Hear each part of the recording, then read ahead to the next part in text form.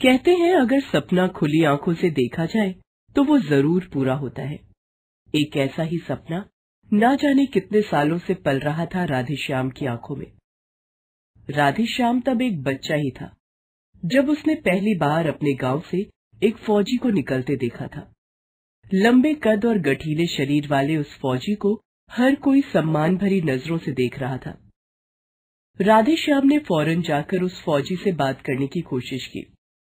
भैया, मैं कब से देख रहा हूँ, आप जहाँ भी जाते हो लोग फौरन उठकर खड़े हो जाते हैं। और तो और अपने मुखिया जी, वो भी आपके सामने झुककर बात कर रहे थे। और आपके ये कपड़े, ये भी सबसे अलग हैं, ऐसा क्यों? तो तुम ये जानना चाहते हो कि आखिर मैं कौन हूँ, है ना? आओ यहाँ बैठो मेरे साथ। मैं तुम्हें अपने बारे में सब कुछ बताऊंगा, पर पहले तुम मुझे अपने बारे में सब बताओ। कौन हो, कहाँ रहते हो और स्कूल जाते हो कि नहीं? हाँ भैया, मैं गांव के सरकारी स्कूल में पढ़ता हूँ और साथ साथ मैं अपने बाबा से कपड़ों की सिलाई करना भी सीखता हूँ। मेरा नाम राधेश्याम है और मेरे बाबा वो नुक्कड़ वाले श्रीराम टेलर के यहाँ ना दर्जी की नौकरी करते हैं। बहुत अच्छी बात है। अब तुम मेरे बारे में सुनो। मैं इस देश का एक सिपाही हूँ। मैं बॉर्डर पर देश के दुश्मनों से लड़ता हूँ और उनसे अपने देश की रक्षा करता हूँ। यही मेरा काम है और सरकार मुझे इसी बात की तनख्वाह देती है। अच्छा, और आपके ये कपड़े, ये भी आपको सरकार ने दिए हैं क्या? हाँ, ये मेरी यूनिफॉर्म है भाई। जैसे तुम्हारे स्कूल में पढ़ने वाले सारे बच्चों को एक से कपड़े पहनकर स्कूल आना होता है ना, ठीक वैसे ही देश के हर फौजी को ऐसी ही यूनिफॉर्म पहननी होती है, समझे? असल में ये यूनिफॉर्म ही हम फौजियों की पहचान है, जिसे पहनते ही एक अलग सा जोश हमारी नसों में दौड़ने लगता है, जो हमें देश के लिए कुछ भी कर गुजरने का हौसला देता है। उस फौजी की बातों ने राधेश्याम पर बहुत गहरा असर किया और उसने फौरन ये तय कर लिया कि उसे भी भारतीय फौज का हिस्सा बनना है। इसके लिए उसने अपने स्तर से तैयारी भी शुरू कर दी। वो न सिर्फ पढ़ाई पर अच्छे से ध्यान देने लगा, बल्कि उसने शारीरिक रूप से भी खुद को तैयार करना शुरू कर दिया। लेकिन होनी को तो कुछ और ही मंजूर था। बाबा, मैं जा रहा हूँ, मुझे आशीर्वाद दो कि मैं भर्ती में सेलेक्ट हो जाऊं। हाँ बेटा, आराम से जा। तूने जितनी मेहनत की है उसका फल तुझे जरूर मिलेगा बेटा, जरूर मिलेगा। उस भर्ती में शामिल होने के लिए राधेश्याम को शहर जाना था। वो पूरे जोश के साथ घर से निकल पड़ा, लेकिन जिस बस से वो शहर जा रहा था, अचानक ही वो एक हादसे का शिकार हो गई। राधेश्याम की जान तो बच गई, लेकिन इस हादसे में राधेश्याम ने अपना एक पैर खो दिया। पैर खोने का दर्द उतना बड़ा नहीं था जितनी तकलीफ उसे ये सोचकर हो रही थी कि अब वो कभी भी भारतीय फौज का हिस्सा नहीं बन सकता था। राधेश्याम के पिता के पास जितने भी पैसे थे, वो सब राधेश्याम के इलाज में खर्च हो गए और अब खाने पीने की भी परेशानी होने लगी और राधेश्याम के पिता भी अब काफी बीमार रहने लगे। राधेश्याम को मजबूर होकर अपने पिता की जगह दर्जी का काम करना पड़ा और किसी तरह गुजारा चलने लगा। कुछ ही सालों में राधेश्याम की शादी हो गई और फिर 2 जुड़वा बेटों की किलकारियों से घर गूंजने लगा। राधेश्याम ने अब सिलाई की अपनी दुकान खोल ली थी और किसी तरह अपने घर का खर्च चलाने लगा। फिर एक दिन, बाबा ये देखिए, मैं पास हो गया, वो भी इतने अच्छे नंबरों से। हाँ बाबा, और ये देखिए, मैंने स्कूल की दौड़ प्रतियोगिता में ये इनाम जीता है। राधेश्याम के दोनों बेटे न सिर्फ पढ़ने में अच्छे थे, बल्कि खेल कूद और शारीरिक मजबूती के मामले में भी बेजोड़ थे। शायद यही वजह थी कि राधेश्याम ने बहुत पहले से ही उनके लिए सब कुछ सोच कर रखा था। अरे वाह मेरे बच्चों, मुझे तुम दोनों पर बहुत गर्व है। तो इसका मतलब ये हुआ कि अब तुम दोनों तैयार हो। तैयार है? पर किसके लिए बाबा? हमें कहीं जाना है क्या? हाँ, जाना तो है, और वो भी बहुत दूर, अपने गांव से, अपने परिवार से। सबसे दूर जाना होगा तुम दोनों को और जाकर अपनी मातृभूमि की सच्ची सेवा करनी होगी, जो कभी मैं करना चाहता था, लेकिन अब तुम दोनों करोगे।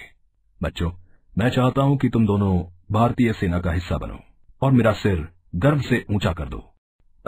लेकिन बाबा, इसमें तो जान का खतरा है ना, हम कभी लौटकर घर न आ सके तो ये भी मेरे लिए गर्व की बात ही होगी मेरे बच्चों।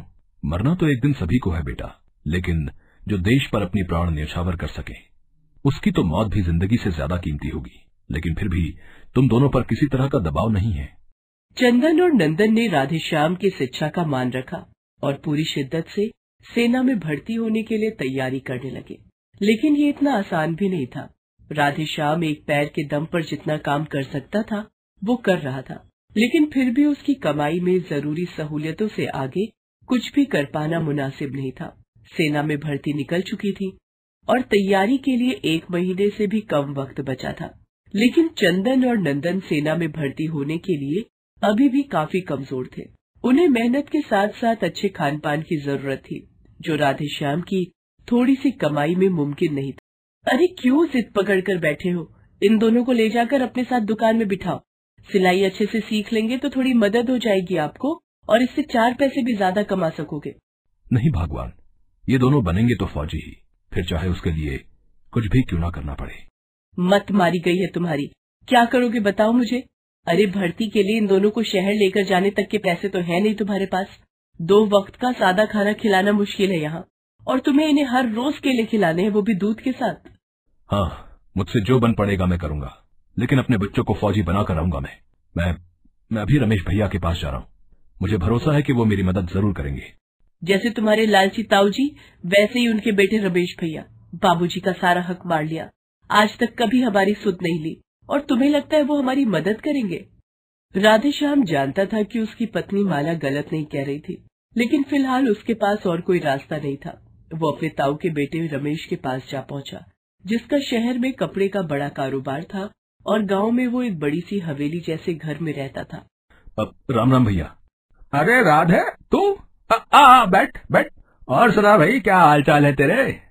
मैं ठीक हूँ भैया, आप कैसे हैं? और ताऊजी वो कैसे हैं?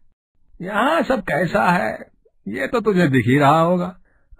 तू ये सब छोड़ और ये बता, चाय पिएगा? ना नहीं भैया, चाय नहीं चाहिए, बस आपसे थोड़ी मदद चाहिए, बस वो कर दीजिए। राधेश्याम ने पूरी बात रमेश को बता दी, जिसके बाद रमेश ठहाके लगाकर हंसने लगा।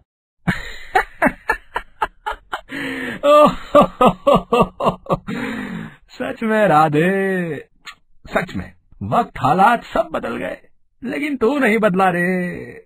मेरा उल्लू का उल्लू ही रहा है। माना तेरी टांग टूटी है, पर दिमाग है। अरे उसे भी कुछ हो गया है क्या? है भैया ऐसी तो कोई बात नहीं है, वैसे मैंने ऐसा कह क्या दिया? क्या कह दिया? अरे बेवकूफ, ले दे के तेरे 2 बेटे ही तो है?